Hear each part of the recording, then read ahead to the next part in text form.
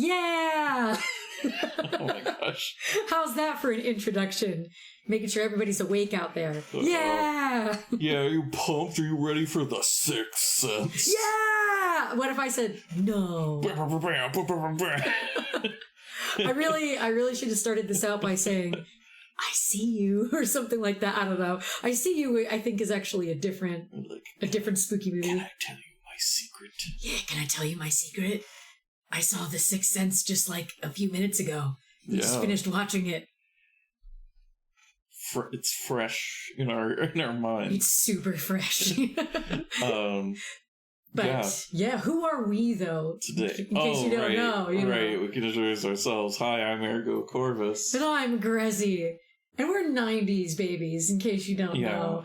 So we're here discovering just how these 90s movies that we grew up watching really are. Some movies that we watch, we didn't even grow up watching. The Sixth Sense, I would actually say, is one that I didn't grow up watching. I don't know if it counts to say that. When I watched it, probably when I was like 20. I don't think I watched this at an early age at all. Yeah, I don't know when I watched this, actually. Mm-hmm. I'm pretty sure that I did. Ago. I mean, well, yes, yeah. Oh, right, yeah, I forgot. But, like, because I know I've watched it at least once before, but I just can't... Mm-hmm. I don't remember when that was. Yeah. And I will say this. I don't usually worry about spoilers with this at all, but I know what reputation this movie holds, and like people are always saying don't watch it, like, or don't watch it, like, or not don't watch it, don't hear anything about the movie, don't look anything up until you've seen it. Like after you see it, you know. I was going to say at this point, this is one where it's kind of assumed that everybody knows the twist. Very Although maybe, true. I think we were at that point, but now we've reached we've gone further. Now there are, like, I guess maybe younger people who just don't even know anything about it at all, and so they still haven't been spoiled on it. That's fair. See, yeah. Because I think it was like for the few years after this came out, there were tons of parodies and stuff. Yes. Because like this movie, it was like a huge movie. This was, from what I remember in the culture, like it's constantly being referenced and parodied and everything, and everybody was like, oh, people would just spoil it as like a joke. Yeah. They were just kind of like I remember, like, it was kind of a meme to spoil, like, what the last Harry Potter book or whatever. This was kind of the same way. And like, oh, Vader is Luke's dad. Yeah, right. Yeah. Sorry for that spoil, in case you didn't know that. But I will say... We should say we're going to be spoiling the whole thing, because we're going to be talking about it. That's what I was going to say. Content warning, if you've never, ever seen this movie, and you don't want to be spoiled, if you want the twist to be twisty, then you should go and watch it. We'll give you time. You can pause it. If you're watching this on a VOD later, you can pause it and then come back after you've seen it. All right. So welcome back. Yeah, welcome back, because I'm sure you went to go see it, or went to rewatch it if you've already seen it, because it's good. It's so good. And even if you have seen the twist, it doesn't. I think even if you are spoiled on it, you could still enjoy it. But I think that it's definitely like the best way to enjoy it is to see it first without knowing it, and then to watch it again after you do know it. Agreed. I absolutely agree. Because it does make so many things seem different. There's like so many little details and stuff that you might not think about if you don't already know. Yeah. I remember when we were watching it just a little bit ago, that was something that I was, like doing because I've seen this. I've seen this before. I know what it is.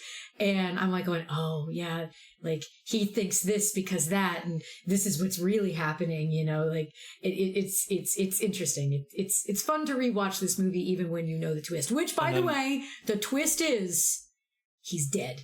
Yeah. That's the twist. You ever heard, Bruce Willis was dead the whole time? That's kind of the meme. That's it. Yeah.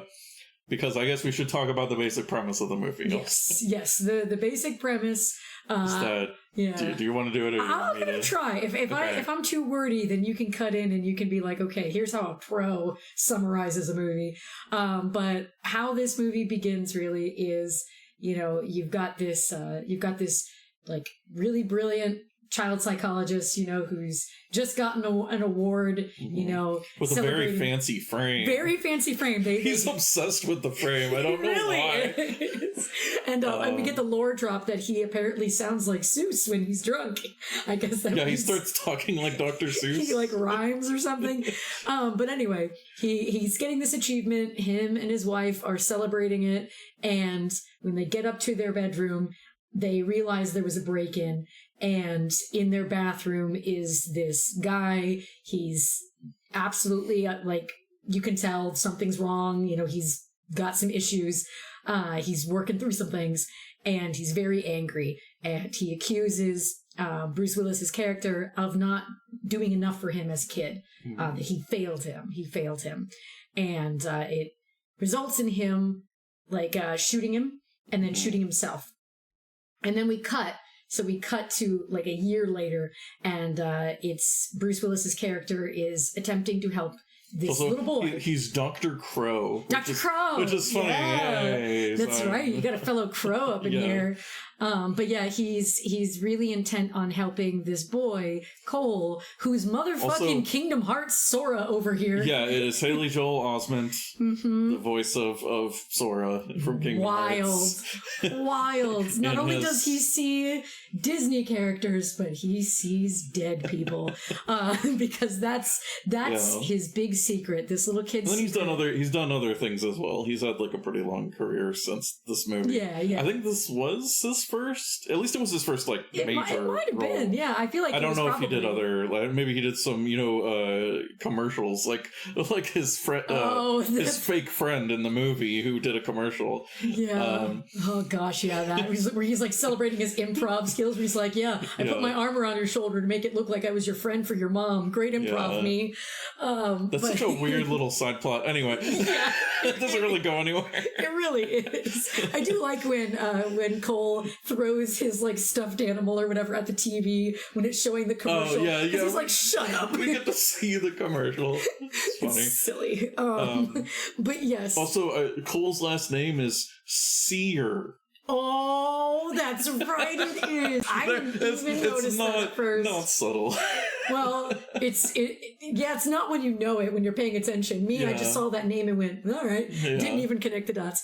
But he sees dead people, and you don't know this. You're looking at this kid going, man, he's running away from Dr. Crow. He looks kind of scared, and he's a little kleptomaniac. He's stealing Jesus figurines from the church. What a weird kid.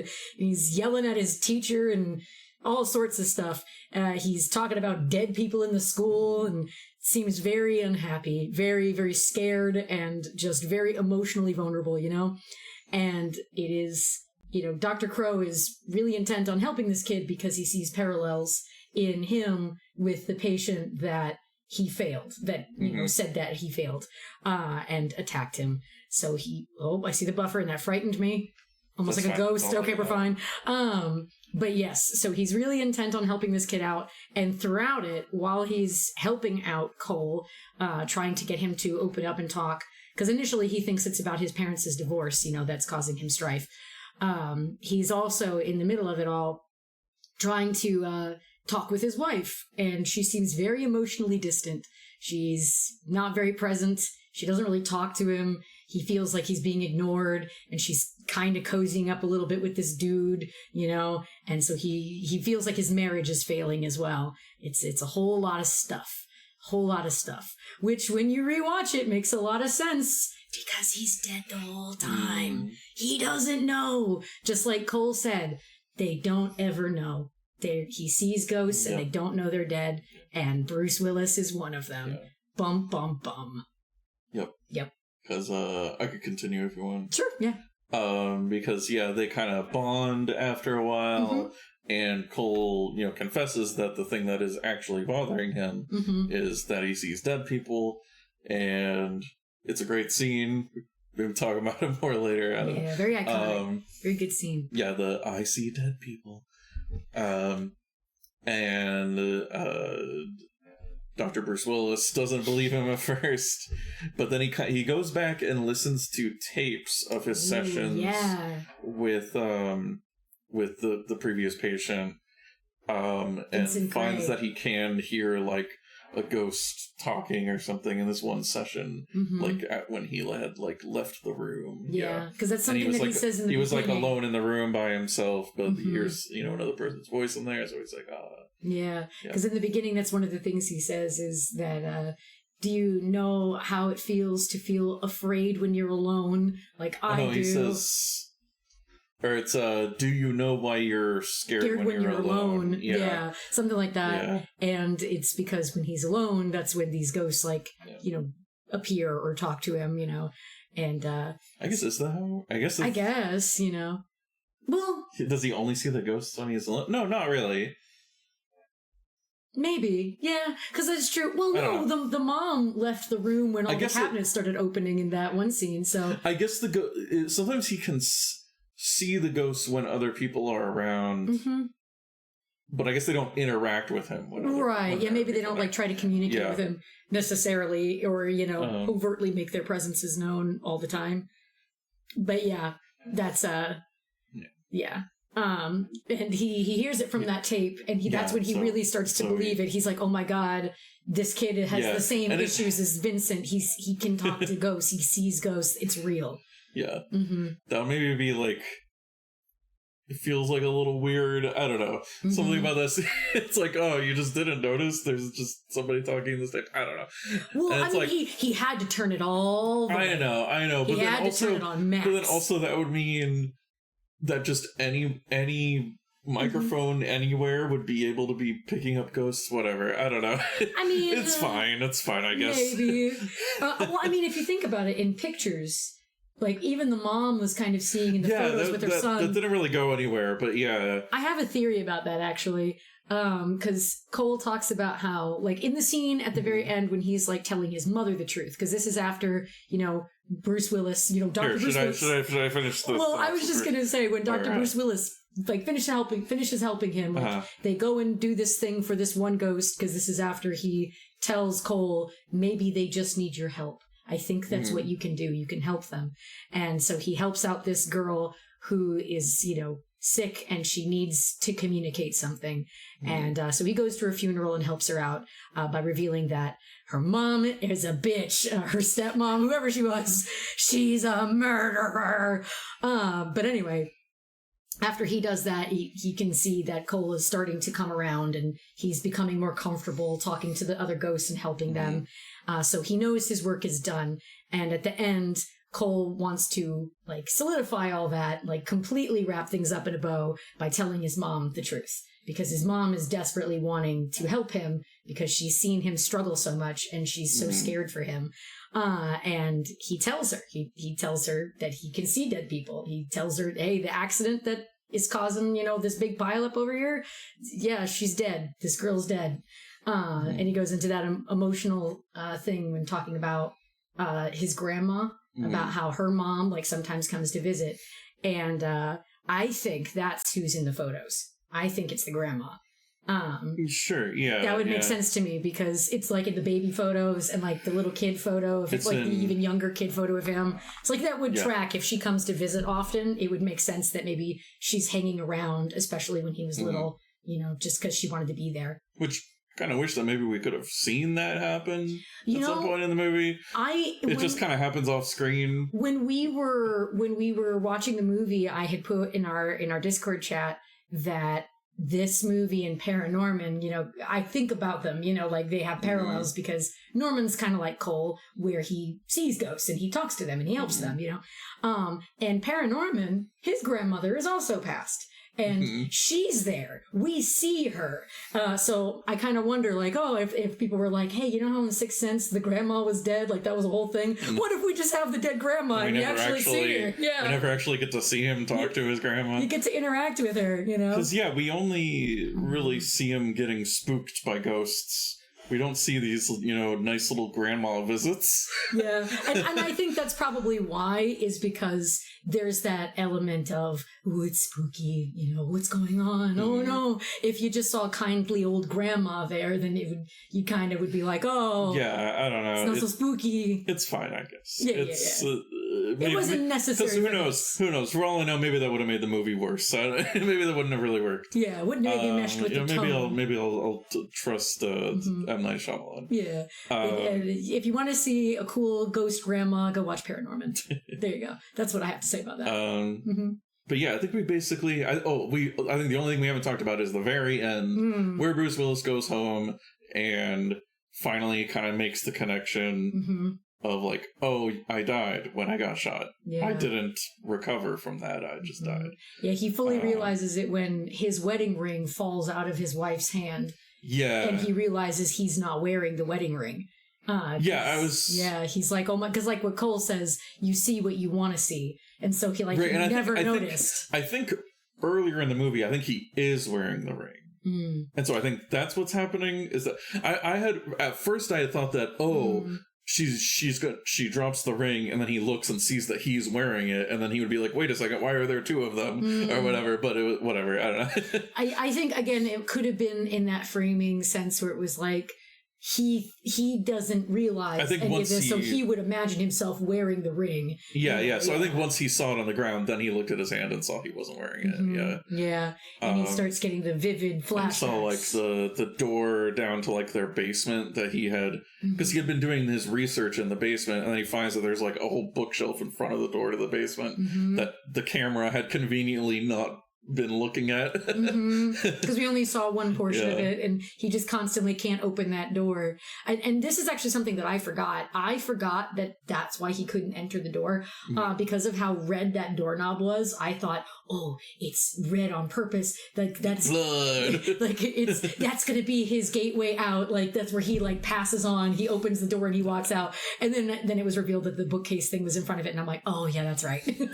That's what it was. See, I just thought it was just that it was locked, but that's a good way to convey that he was just ghosting through the door pretty much without really thinking about it. He's just teleporting around, which kind of there's like the when he's late, air quotes, to their like their anniversary dinner, and he's like, oh, sorry, I'm late, I'm having trouble keeping track of time, and I'm like, yeah, that makes sense, because he's just a ghost, he's kind of just floating around, he doesn't realize. And again, I bet that comes back into the whole thing of what what Cole said, that you see what you want to see. He probably is like, oh, I don't even really notice my day-to-day as much, because then that would maybe make the connection too obvious to him. Like he doesn't want to believe it. He doesn't want to think about it. Maybe. He's not thinking about, I haven't actually sat down and ate anything for a few months. Yeah. That's weird. I'm not even hungry. What the heck? Wait, where did I get these files from? I am kind of confused. How does he have the file? How does he find out about Cole? I don't know. I guess, okay, well, I was going to say, I do have a thing about that, actually, which is that I think that the ghosts are drawn to Cole because he has the sixth sense. Yes. Because that one girl that you were talking about who's being poisoned by her mom. With the rude juice.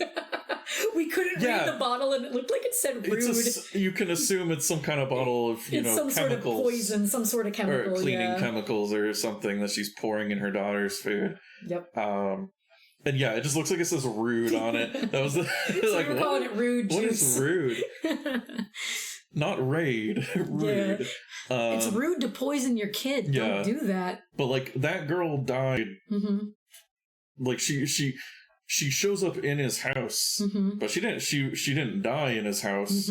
So it's like presumably her ghost was drawn all the way to him. Yeah, I do think that's the implication that they are drawn to him because he can see them, and I think maybe they want to communicate with him in some way. Yeah, they want to be perceived, unlike people on the internet. If you were a ghost, would you ignore that? Would you be like, oh, this person can see me? No, I'm going to stay away from I don't want them to see me. I don't want to be perceived. I like being a ghost, actually. But yeah, so I guess I don't know how he gets a file on him. I don't know where that comes from. I like to maybe maybe he's just imagining it. It could be. It's a ghost file. Hey, Yu Yu Hakusho, you mean ghost, it's the ghost file from Yu Yu Hakusho. It's the ghost files, because that's what Yu Yu Hakusho translates to. Ghost files or poltergeist report. The ghost file.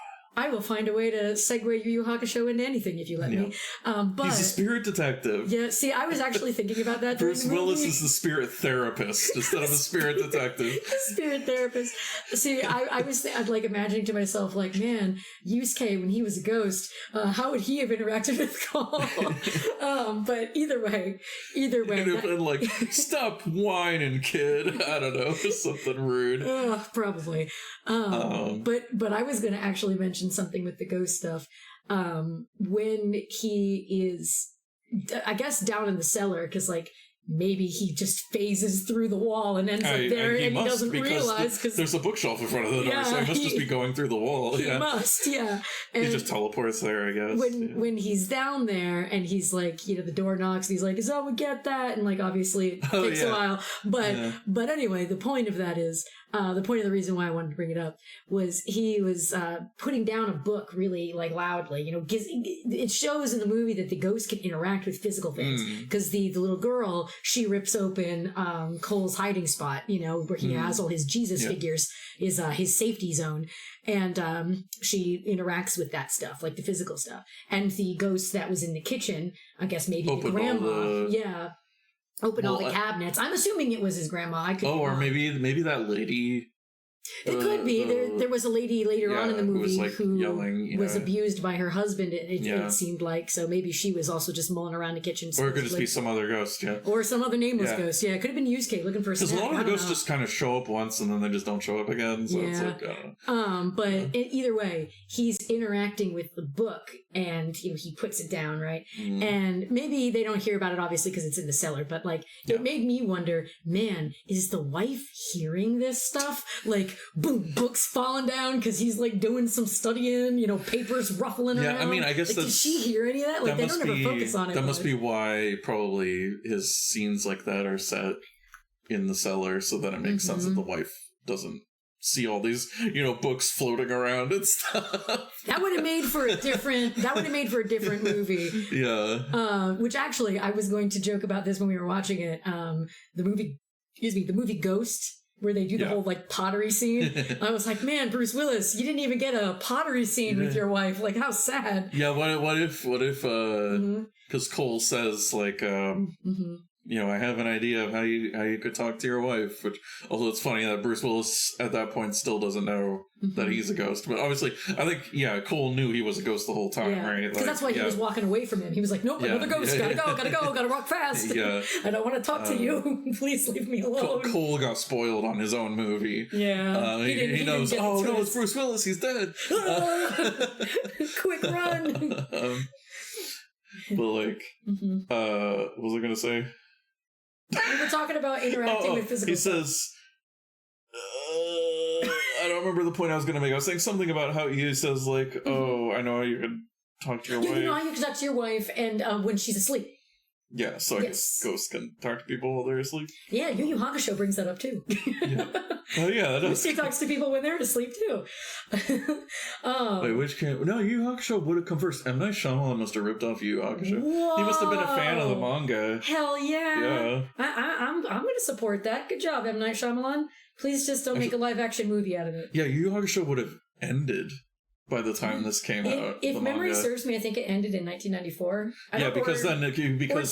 Because they were already doing the original Hunter x Hunter anime came out in 1999. Yeah, so I'm pretty sure Yu Yu Hakusho ended in 94 or started in 94. I just remember it because that's the year my brother was born. So I always go, oh hey, my brother was born that year. So I remember that specifically. But either way, he talks to her when she's asleep. And also another thing to mention, ghosts make things cold. And so they're always complaining, like the mom is complaining about the house being cold. She's like, this thermostat is busted. The whole movie, everybody's always cold all the time. Yeah, and then I know everybody in the chat when we were watching the movie together was laughing at the part when he was rewinding the tape to like see if he could hear something when Vincent was alone. And like he kept rewinding it to the part where he's like, man, it's cold in here. Man, it's cold in here. Yeah, I just kept rewinding that one part. Man, it's cold in here. It's like, we get it. It's cold in here. here? Is it cold in here? Yeah.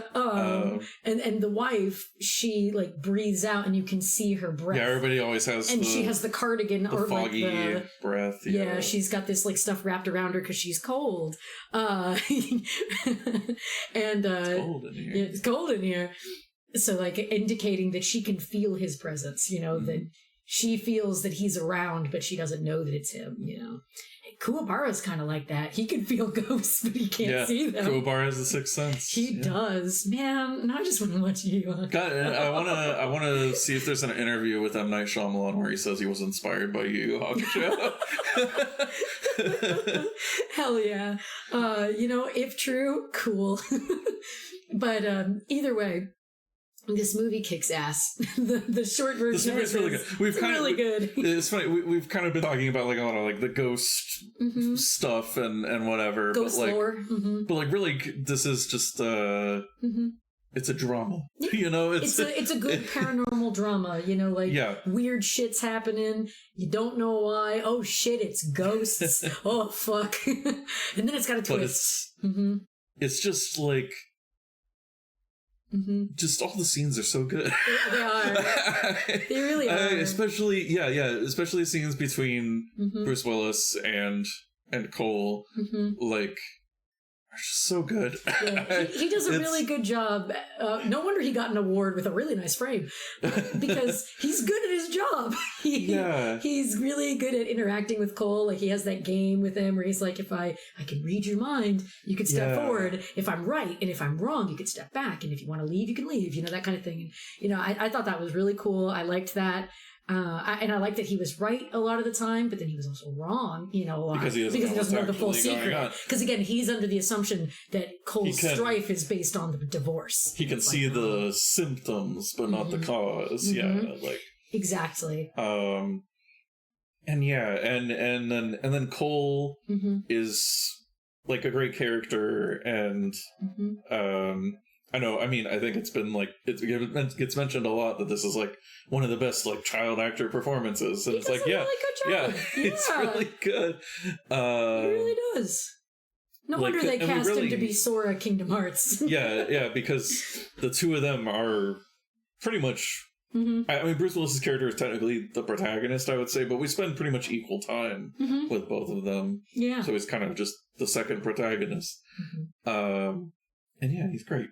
Because a lot of times, like, child characters and child actors can be kind of annoying in movies or whatever. Yeah, and he really sold the traumatized, upset, angry kid because, he's very emotional about it. Because, I mean, obviously, you probably would be too if you were that age and you were seeing horrifying things all the time and nobody would believe you and you can't talk about it because people would think you're crazy. Like, a lot of the time that we see with him, we see that he's this very smart kid, but then we do also see he's not like a perfect, person or whatever. He's not like a total Mary Sue, because then there's that scene in the classroom where he gets angry at the teacher and starts, making fun of him. And it's like, no, that's probably not a great, you should just stop talking, Cole, stop talking. Yeah. But it's very awkward. You're like, please shut up, kid, please stop it, no. Teacher has an outburst and tells him to shut up, and then you see his angry writing later, Cole's got this, like, page. Oh, because he did. He writes a lot of, like, angry stuff, like something about I'll kill you, or, like, they're all bastards, he's angry. Because they show that, I guess they were showing that as kind of like a flashback. I guess because Bruce Willis was talking about, like, have you heard about automatic writing or whatever, where you just... I mean, I took that to mean that he already did that. Like, yeah. Like, that's what I meant. He was talking about it, and then Cole's like, I'm familiar, I've done it. Yeah, I know. I was saying, like... Literally the other day. Yeah, I was saying I think he did that in the past, like, because while Bruce Willis is talking about it, they're also cutting to the mom, like, finding the papers where it seems like he was probably writing down what he was hearing the ghost say, because there was like stuff like he was like writing down what he had heard ghosts say. True. Stuff like like, shut up that baby, I think was on there or something, and then like, I swear to I'll kill you all, like all this other stuff. So it's just the things that he had overheard.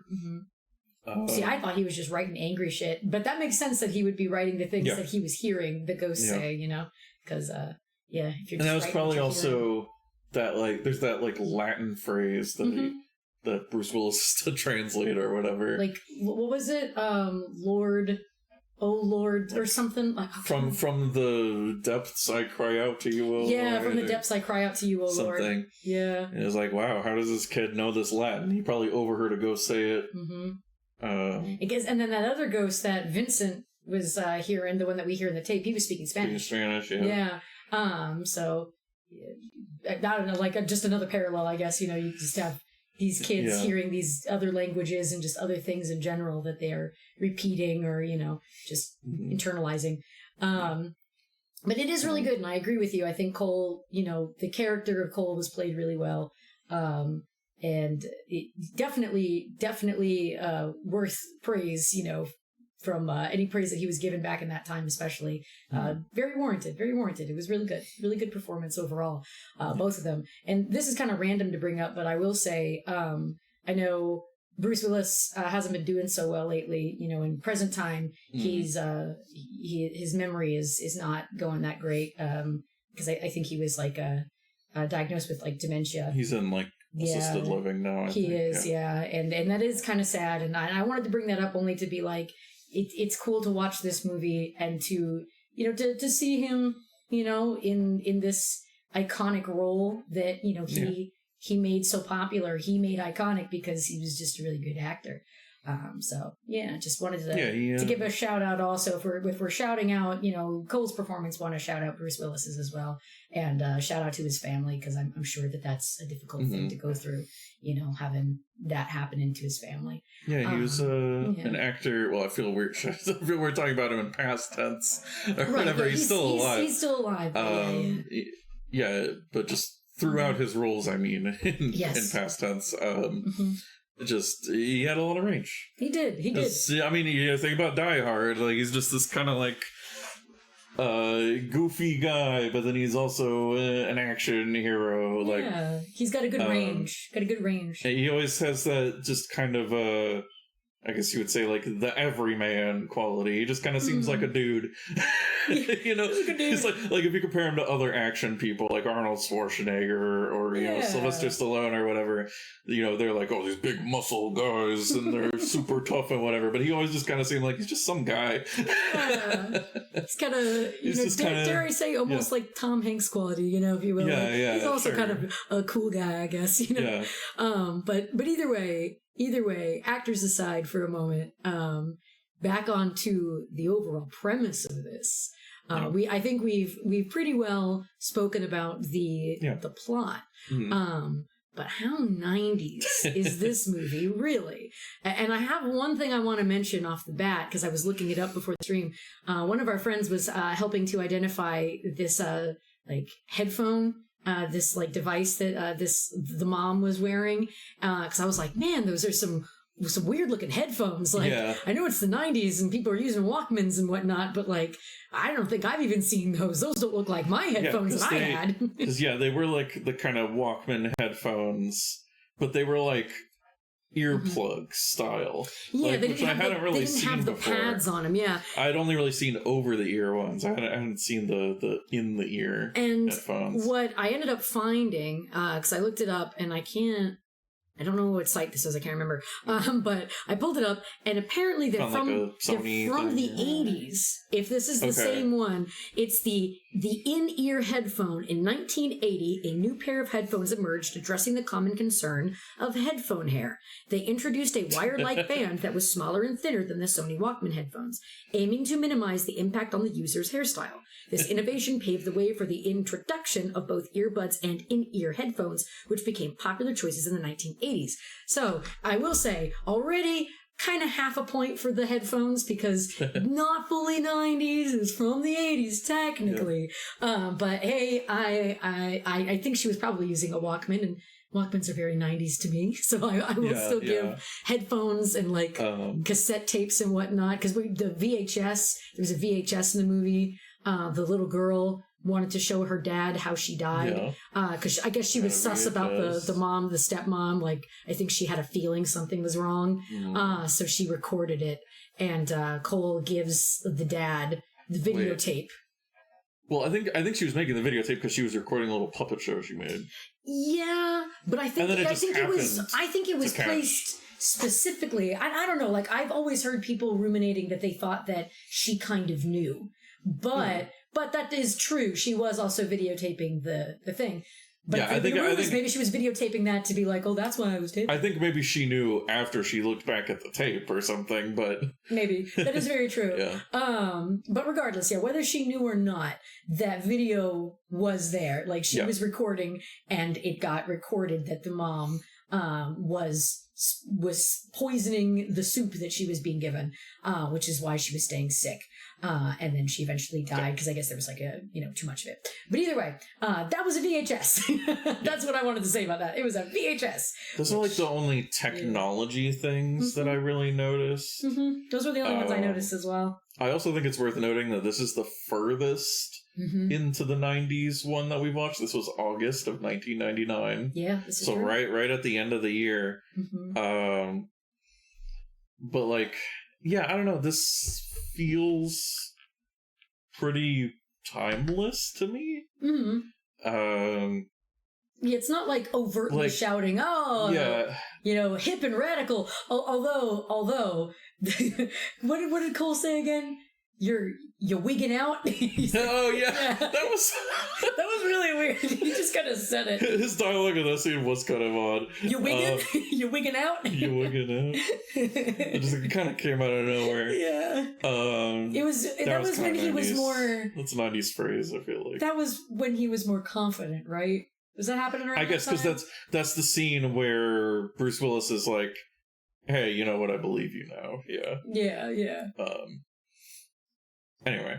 Wigging out. Anyway. But yeah, there wasn't a whole lot of the technology or a ton of lingo, but, like, I would agree with you that it does, because of that, it doesn't, like, center itself too hard in the 90s. And it's not, like, referencing, like, historical stuff going on at the time.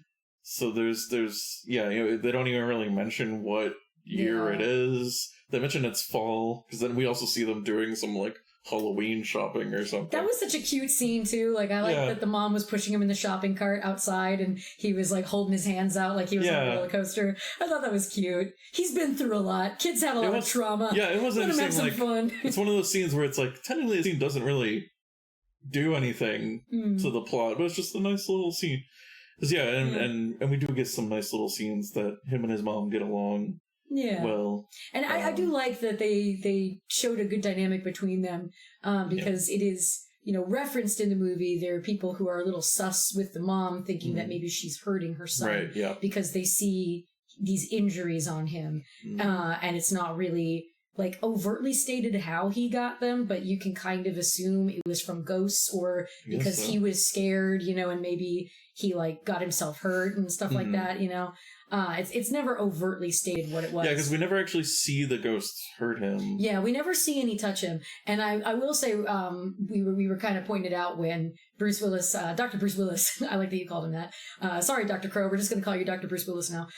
Dr. Bruce Willis circled the whole, like, self-harm page, and it was like, oh, you didn't think of that first? Like, that this could be potentially traumatic. Because he sees marks on Cole's wrists, and the first thing he's like, oh, are they defensive wounds? And I'm like, no, that's not my first thought. Because I will be honest, the first thing I thought of was like, oh, poor kid, like he's been so like traumatized by everything. Maybe he like did that some things, but they never overtly state. However, our friend just said in the chat. Yeah, Rain said, I thought he said the ghost hurt him to Dr. Crow. I don't know if he ever did exactly. He said something like, because Crow is saying, I think maybe they want your help. And then he says, what if they're just angry? What if they just want to hurt someone? So he says that. And he says, he said something about like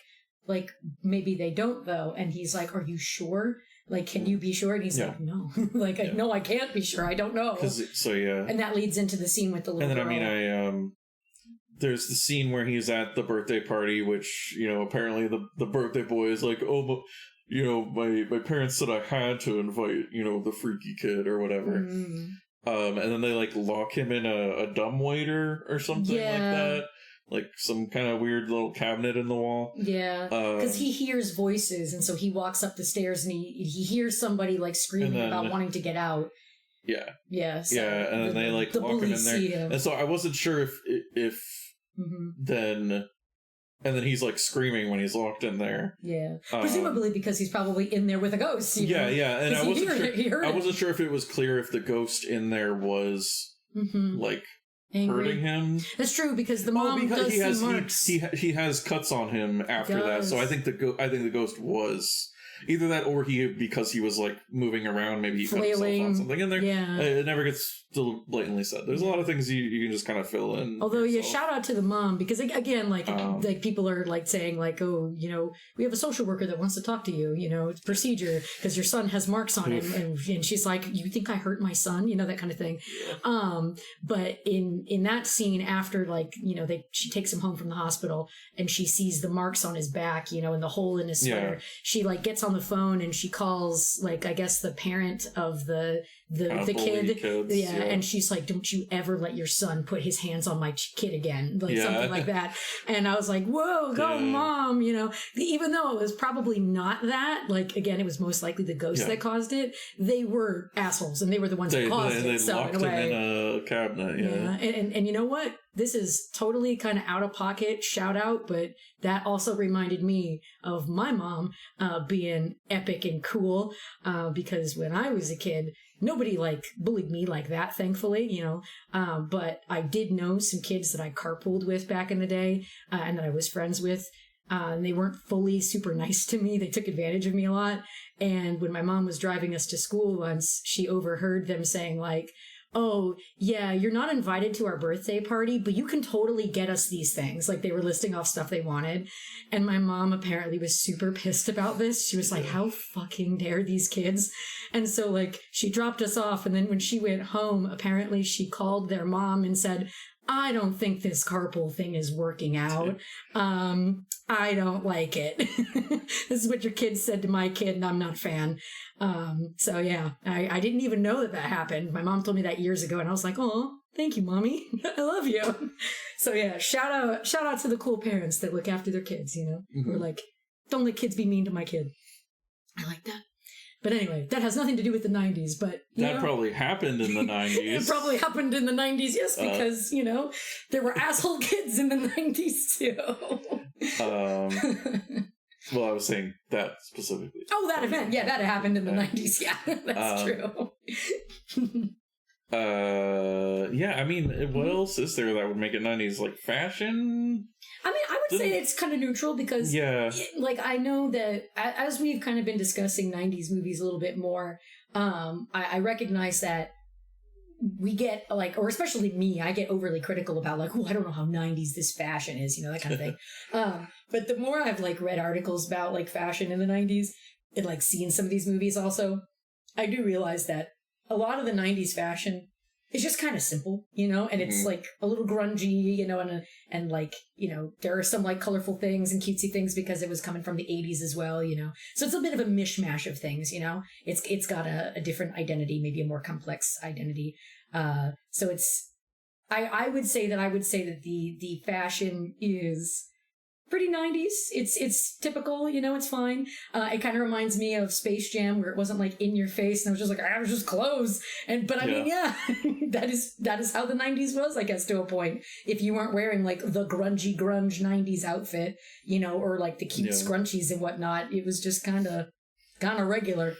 There is like there's kind of this thing where Cole a lot of the time is wearing like these oversized clothes and stuff because it's stuff that his dad left behind, I guess, when the parents got divorced. And so, like, I don't know, is that 90s? He's wearing like a big coat.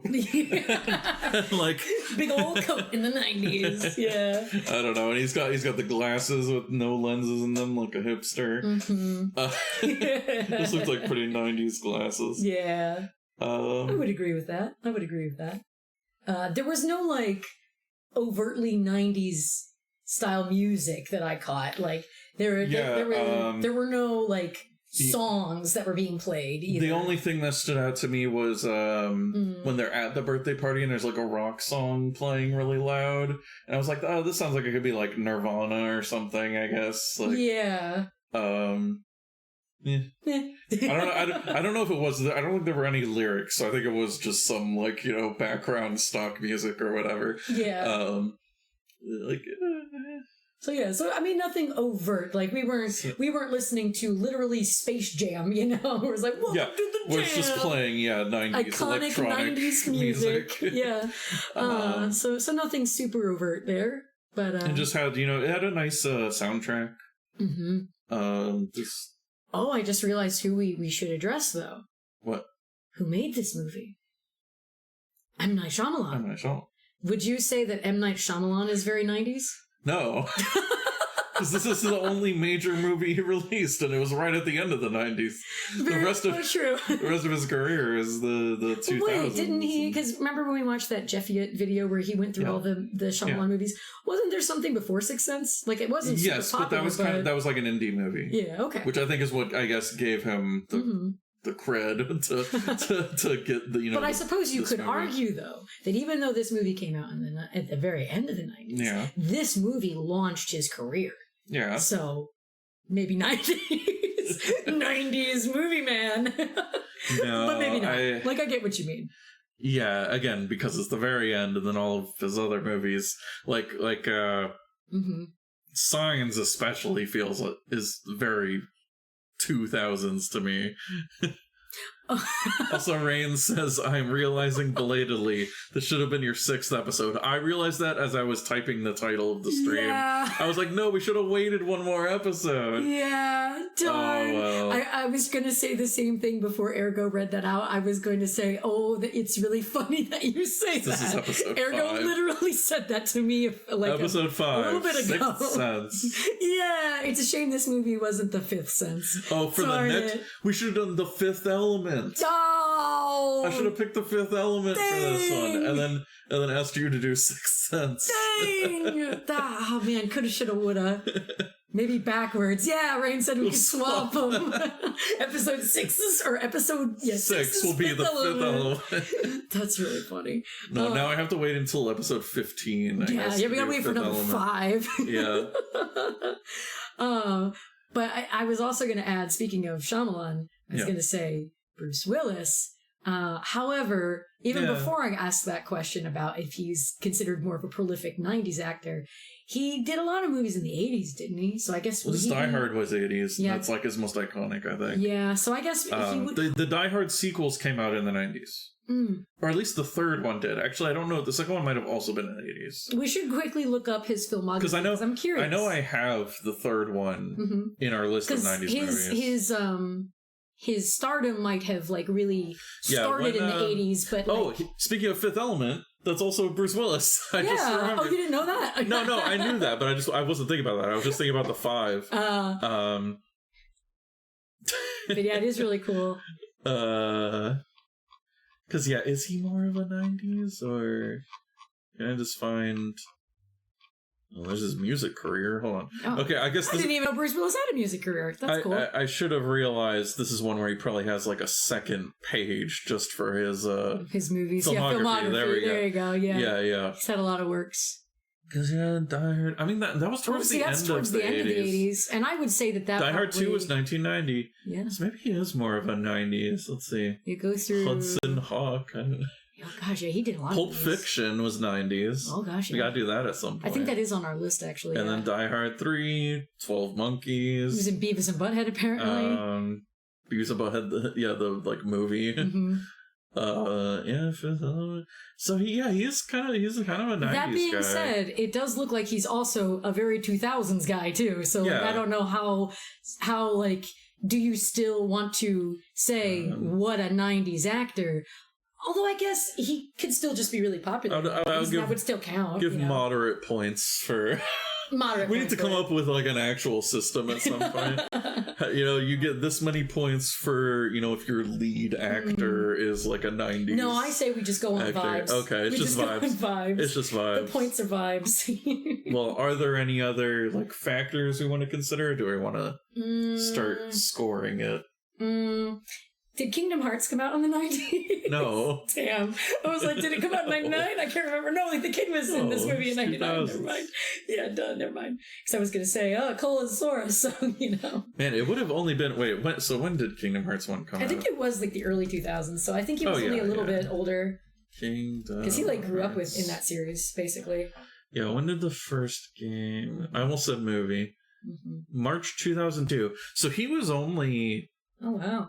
2 or 3 years older than he is in this movie. Wow. He sounds really different. I guess puberty will do that to you. Yeah, puberty will do that to you, yeah. His voice sounds very different. And I will add the actor, as much as I keep going, it's Sora. We did read that there might be some particulars with him. He said some not cool things that we do not abide by. Which I don't know. I don't want to necessarily condemn him right away if it's correct. Like due process. I don't know. I don't know all the details, but yeah. I just want to say that although we like Sora from Kingdom Hearts, we're not going to give him a pass if he is an asshole. That's all I'm trying to say. Yeah. And also, he did good as Cole, but still. But yeah, should we try and figure out what our score is? Yeah, I think we could attempt to try to pin a score down. For some reference, we've previously scored... Well, Mrs. Doubtfire was our 99, our highest score. TMNT was 97, Space Jam was 97, and We're Back, A Dinosaur Story was 94.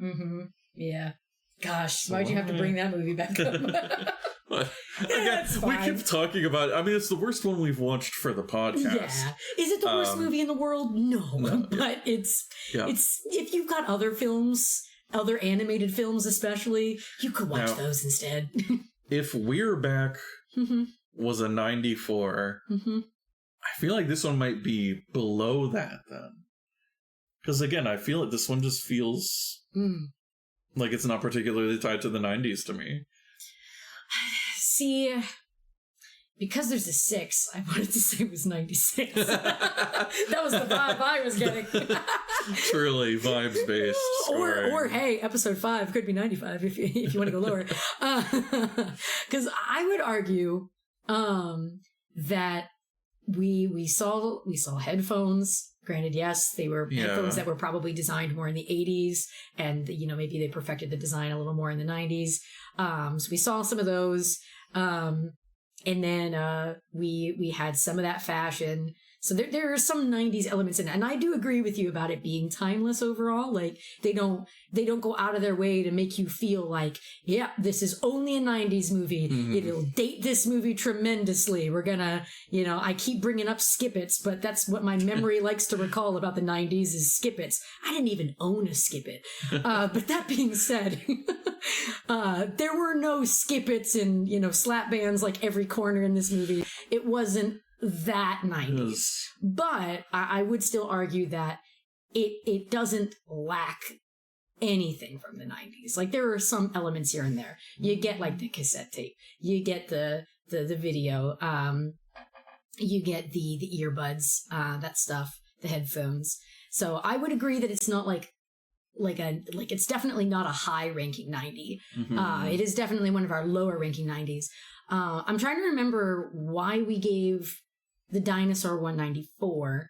Because it was in New York City, I think. Oh, yeah. Yeah, did this movie take place in New York? Where was this movie? Philadelphia. It's distinctly in Philadelphia. That was distinctly mentioned. That was true. I forgot about that. It was Philadelphia. Which, is that like where M. Night Shyamalan is from? Is he like... I don't know. Just a big Philadelphia guy?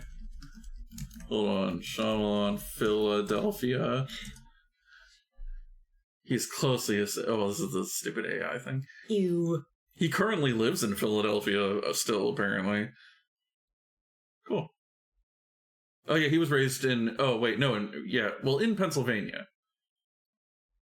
Wait, Philadelphia is in Pennsylvania, right? Yeah. Am I? Oh, this is the wrong thing. Oh, where's? Yes. Yeah, am I just thinking that because they both start with P? No, I'm pretty sure you're right. Hold on, where? I'm pretty sure. Okay, centered on Philadelphia. There we go. Okay, See, there it you is. I just want to make sure I was right. See, we had to double check. We haven't been in school in many years, so we don't want to look stupid on camera. So yeah. Anyway, Unlike... M. Night Shyamalan was raised in Philadelphia or in Pennsylvania in general. So he was like, I know where to set this movie. Yeah, set it in the capital of my home state. So it's not New York, so we can't say it follows that 90s, supposed 90s trend of being in New York. We watched the few movies that were centered in New York first. I'll say just the score that I'm at right now is maybe like 93. Okay. What are you thinking? I have to stop thinking 96 because again I'm drawn into it because I'm looking at a big old 6 on the screen. Three is half of 6. It is true. It is true. Let's see. Would you think this movie is more 90s than We're Back or less 90s? I know you were saying it should get less. I think less because I also think that the kind of, I don't know, the humor and style of We're Back felt 90s to me. That's fair. That's 90s fair to say. animation. Okay. Would I agree 93? Because there's a part of me that like wants to tie it with We're Back with the 90s score. To be like, maybe 94. I could maybe see that. Because like 93, I don't know. Like to me, that just doesn't seem like enough. But I agree with all of your points. Like I don't know why I'm struggling so hard with that. If you feel really strongly about 93, I will agree with you. I feel like it gets, because wait, if our lowest is 90, then yeah, that's technically a 4 out of 10, right? Like, and I think, yeah, we do want to... Yeah. I would say between 93 and 94. Okay. That's where I would be. Okay. That's where I would be. Because again, as you said, this is very timeless. And this is not a review of the movie by any means. Because if it was a review of the movie, I'd be like 99. This movie's great. Yeah. I love this movie. I don't even really like watching spooky movies. And this isn't a spooky movie by any means. It's a thriller. And I do kind of like those like suspense thriller movies. Sometimes they end up living rent free in my brain longer than they should. And if it's late at night, then I get paranoid. But I don't have a problem with this movie. This movie I can handle. So yeah, I like it. I like it a lot. I think it's really good. Because I here, if just to like justify my points, I feel like 1 point for Bruce Willis, 1 point for having a VHS tape be a plot device. Earphones. Yeah, 1 point for the earphones. And then 1 point for I don't know. Bruce Willis doing a lot of movies in the 90s. I already said Bruce Willis. Oh, you did? I wasn't paying attention. Yeah. And Rain says, I wonder if any movie will be a 90. Yeah, that would be so interesting. Yeah. If we got something that just is not 90s at all. Like... It's probably going to be those movies that are like set in the 50s. That's true, yeah. Yeah. Because most of the stuff we've been watching, has been set in modern day. I haven't really thought about that. Yeah. Yeah, actually, all of them. All of them have been set in the modern day at the time. They've been set in the 90s. So once we watch something that's like... what's something like I know I have like some Western movies on here, so I wonder if those will be Iron Giant is on there. That takes place in the 50s. Yeah, I'm pretty sure. But then I think that'll get points for like the animation and stuff. But. Yeah, so it may not be a 90. Yeah. Again, there are movies that are set in different time periods. Titanic. Yeah. I wonder where Titanic will be. Also, I've never watched Titanic, so that'll be interesting when we get to that. No, I'm glad to hear that you also haven't seen it. Because you haven't either? I haven't either. I do think it's funny that you and I both have seen those like really bad Titanic animated movies. We've seen those. We haven't seen Titanic. Back on our old podcast, where we talked about knockoff movies. You don't have to look that up. Trust me, it ain't worth it. But anyway, we should do that again. But just do a remake of our podcast. Remake them. But yeah, well, Rainey, I'm glad to hear that you also haven't seen Titanic and have also seen just those animated ones. No, Ethan, don't look it up. No, it's cringe. I don't think you can actually find it anywhere. Yeah, I'm pretty sure where we hosted that doesn't exist anymore. Yeah. Most likely. Anyway. Yeah. Anyway. Are we done with this? We're talking about Sixth Sense. Any other notes? I think so. Because I think I addressed all the things I wanted to talk about, and I feel like we're okay. So what is the overall score? What did we decide? I mean, I put down my 93, but I don't know if you wanted to contest that. 93, I think is good. Yeah. We'll stay with 93. I trust you. I trust that because again, I think maybe I'm still being pulled more to the center because of fucking the 6 that's staring me in the face. I feel like it's what is it, subliminally, you gotta get rid trying of it. To distract me. It's like, oh, don't look at it. Okay. I'll keep it here. And maybe also because I'm like, I need a higher score because this movie is awesome, But yeah, 93, I feel like for a 90 score, I think that is fair. I do think that's pretty fair. I would have maybe gone 1 point over, but I'm totally fair with 93. I think that's good. Oh yeah, I think just one thing that I never got around to saying is literally one of my only complaints with this is that it is pretty slow. It's a pretty slow burn, I think. A little, but it's not boring. I would have maybe just wanted to get to the part where he says I see dead people. I would have maybe just wanted to get there a little faster. It doesn't happen until over halfway through, I think. And then it's like, okay, we only get to do one ghost quest. That is true. We only do the one ghost quest with the sick girl, and then the movie basically ends 2 scenes after that. See, at least in the Yu Yu Hakusho manga, we had 2 mangas full of Yusuke ghost shenanigans. Yeah. Where he helped multiple ghosts. Just Cole will do that off screen, apparently. Yeah, I would have just wanted that confession to happen just a little sooner. But aside from that, it's great. It's a 9 out of 10, pretty much. But yeah. So, did you decide? I know I kind of, before we started recording, I was like, by the way, think about what you want to pick for the next one. So have you decided? I might end up doing it up to a poll again, because you know how I am, where I'm a very indecisive individual. So I wanted to try to maybe do another one this month, and because we're in October, it's spooky season. And even though I don't watch horror movies, I am still open to the idea of watching something spooky adjacent. And I know that you had referenced Addams Family, which of course is a great time, and I'd be so down. But there were some other things that you had suggested, and I'm like, oh, those also sound like good times too. So I think you had referenced The Mummy. What were the other ones you referenced? Mummy, Nightmare Before Christmas, because that could work for either the holiday season for Christmas. I feel like should we save that one? Should we save that one for Christmas? I mean, maybe. And then Casper. Casper. That was the other one. That's the one you sounded the most excited about. I do really like Casper. You want to do Casper? Maybe. I would put it. Okay. I would put it up to a poll. No offense to Brendan Fraser. Sorry, we're going to put The Mummy to a different time. I would say if we want to do up to a poll between Addams Family and Casper. I lean more towards Casper, so my vote is Casper. And I know it's my pick, but I also like the Addams Family, so I wouldn't be opposed to watching it. And Rainey was asking, does the It miniseries count as 90s because it's technically a miniseries? Oh, I don't know.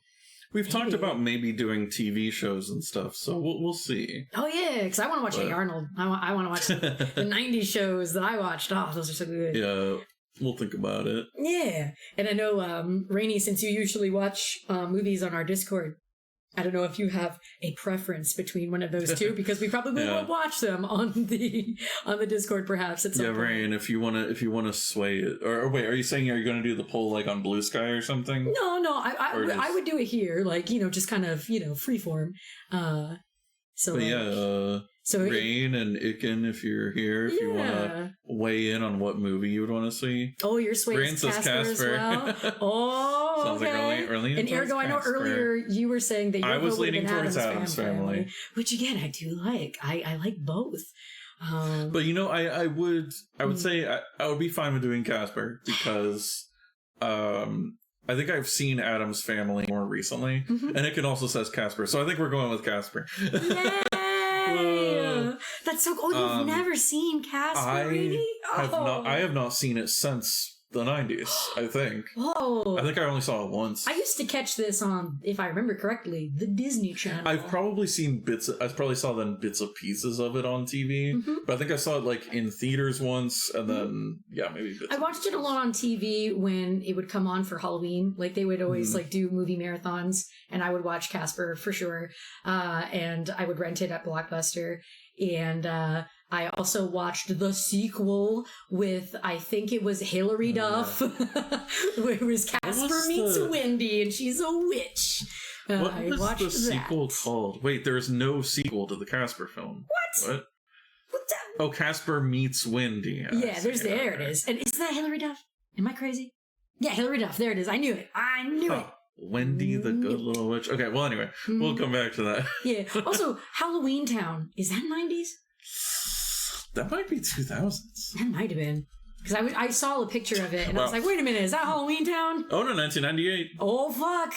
Yeah. Oh, shit. Halloween Town 2, Calabar's Revenge is 90... Wait, also night? No, hold on. I don't know when the sequel is, whatever. Anyway, that's another conversation. That's another time. And you know what? How funny would it be if we watched that, like, during Christmas? Like, during December, we'd be like, we watched Halloween Town. Was there a Christmas Town? I don't know, actually. I can't remember. Easter Town. I mean, again, that's just Nightmare Before Christmas. Valentine's Town. I was going to say, I'm saying, like, Disney should have just made it a series where they do a different holiday with the town. I know that they explore the different worlds in the Sally book that they wrote. There's a book about Sally from Nightmare Before Christmas, and it's her origin. Like, you find out about her lore, her backstory throughout. It's pretty cool. There's a YouTuber that I watched that discussed it, and I can't remember her name, but she's cool, and she likes spooky stuff, and she's got a cool animated character, and she likes Coraline too. So highly recommend if you can look her up. I can't remember her name off the top of my head, and I feel bad. But it sounds like I'm floating like Casper. Why does this keep happening? I'm a ghost. All right. Anyway, but yes, if we do more, if like Rainey was saying, if we were able to do another one in addition to Casper, maybe Halloween Town, maybe we do that. But we'll see. Maybe, perhaps, maybe secret bonus episode. Who knows? But Casper for next time. I'm excited. I'm excited to see Casper the Friendly Ghost. It's been a minute. Yeah. Yeah. And on that note, stay 90s. I see the end of the podcast.